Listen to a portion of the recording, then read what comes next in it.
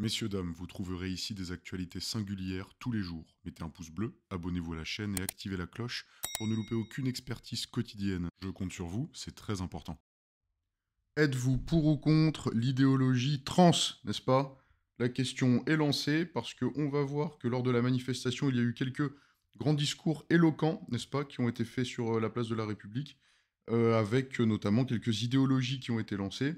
Idéologies que je pense que on pourrait trouver un certain intérêt à examiner. On va regarder ça ensemble pour mettre un petit peu de décor à tout ça. Révolution!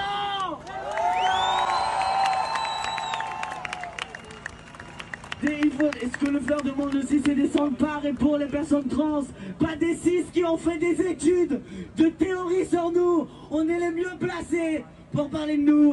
Eux, c'est juste des connards.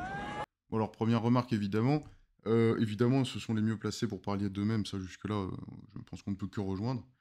Cela dit, on pourrait un petit peu être critique de l'argumentaire sur les autres sont des connards, je trouve ça un petit peu léger. Je pense que ça aurait été peut-être à développer, éventuellement davantage, peut-être quelques arguments supplémentaires ou quelques points de vocabulaire, mais j'ai trouvé ça un petit peu léger finalement comme contre-attaque. On peut dire que c'est dans le flux de l'émotion, le flux de l'action. Je peux comprendre que ce soit pas nécessairement évident sur le moment, mais voilà, je reste un petit peu sur ma faim en termes d'argumentaire. À bas l'État, les flics et les fachos. À bas l'État, les flics et les fachos. L'État, les flics et les fachos. Bon, on est sur un slogan qui sonne, hein, il y a une certaine tonalité, on peut apprécier, il y a une certaine musicalité, c'est assez trouvé. Maintenant oui, hein, si on veut être un petit peu tatillon, n'est-ce pas? Bon, cette personne, du coup, semble critiquer l'État, les flics et les fachos. Bon, en ce qui concerne l'État et les flics, on peut quand même s'interroger sur, sans eux, peut-être que ce serait plus difficile de s'exprimer quand même. Je pose la question. Je ne sais pas si dans un État donc plus anarchique, c'est-à-dire sans force de répression et sans État construit, est-ce que toutes ces personnes, ma foi, très minoritaires, pourraient s'exprimer aussi librement, sans protection finalement, j'en suis pas certain.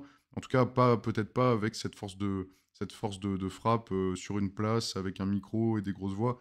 Je pense que sans protection et sans éducation, force éducative de l'État, etc., ça serait pas si évident. Je dis pas que c'est pas critiquable, hein, énormément de choses sont évidemment critiquables et imputables à l'État et aux forces de l'ordre, bien évidemment, mais il faut aussi reconnaître que ça permet peut-être de s'exprimer avec plus de sécurité sur des mouvements qui ont peut-être une idéologie qui n'est pas partagée par le plus grand nombre, on va dire. On va regarder un petit peu ce qu'en pense la plèbe, hein. Alors, vu sa gestuelle, le mec est sous coke à fond. Pour ça, c'est des accusations qu'on ne valide pas, hein, bien évidemment. On est sur une attaque un petit peu ad nominem. Je trouve ça un petit peu sous la ceinture. Le jour où il y a une guerre civile, ça doit être drôle de voir ce genre de face me twerker pour assurer sa survie. Bon, là, on est sur une comparaison entomologique, hein, on passe tout de suite à l'insecte, hein, finalement. Bon, je suis pas certain qu'on puisse comparer finalement tout ce qui est mammifère à une forme d'insecte, mais on pourrait apprécier finalement la forme un petit peu métaphorique qui est proposée ici. Autre commentaire, j'espère qu'IL n'a pas compté sur l'État pour financer sa transition du coup. Ça, c'est un point intéressant, ça reste un point intéressant. En effet, si la transition a pu finalement bénéficier d'aide de l'État, est-ce que avoir pour slogan abattre l'État est bien pertinent dans ce contexte? C'est une question qui peut se poser, bien évidemment. Et dire que la France s'est battue pour ça, je vois un être vivant qui a besoin d'aide. Bon, le côté être vivant, on peut difficilement le contre-attaquer, puisqu'évidemment, nous sommes tous des êtres vivants. Du coup, cette prise de hauteur est assez intéressante. Soit un homme normal, frère, même Sandrine Rousseau a plus de charisme, c'est grave. Là, pareil, c'est une attaque ad nominem. Je pense que la comparaison à Sandrine Rousseau est un petit peu facile, mais et voire même un petit peu violente. On ne valide évidemment pas. Même moi, fille trans, je suis choqué de cette vidéo. Il est loin le temps où être transgenre n'était pas du militantisme à vomir, mais juste vouloir vivre une vie normale dans la discrétion. Ces gens-là nous font honte. Voilà, donc un commentaire intéressant. Bien évidemment, j'imagine que ces autres personnes pourraient lui répondre qu'ils se battent pour vivre un petit peu moins dans la discrétion, justement, pour ne plus avoir à être discret. Bien évidemment, ce genre de parole s'entend. Tout est intéressant là-dedans. Il tournait pas à l'eau, lui. Quoi d'autre? On dirait même pas un humain. Bon, là, je suis désolé, mais on est sur une typologie très humaine, ne serait-ce que sur le plan physique.